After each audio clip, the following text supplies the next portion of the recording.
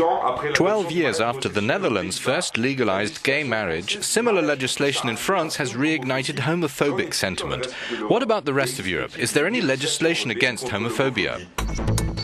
Well, the first thing to say is that homophobia and transphobia exist everywhere and will continue to exist. Some of it is based on lack of knowledge and ignorance, some of it is based on fear, some of it is based on hatred. What we see across Europe is that as lesbian, gays, bisexual, trans and intersex people become more visible, it often leads to an increase in homophobia and transphobia as expressed in the public sphere, which is very unfortunate. And that's what we've seen in France, is that very often still political leaders and opinion leaders make use of some of the public debates around marriage equality and other types of laws to fuel that homophobia for political gain. And that is really what happened in France, but it is also something that we observe in many other countries.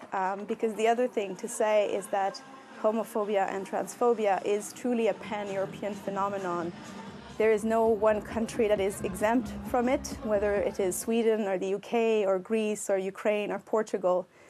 The homophobia and transphobia that gets expressed is something that we see in all of the countries. Now, does it get addressed at the European Union level? Unfortunately, not at the moment. What exists at the European level is protection against discrimination in the sphere of employment, but that is limited to the sphere of employment. So the discrimination that LGBTI people face in schools, for instance, in access to healthcare, or in being protected against violence that they might experience on the street, that is not something that the EU has yet adopted protection for. If you too would like to ask a question, go to the Euronews website or on our social media pages.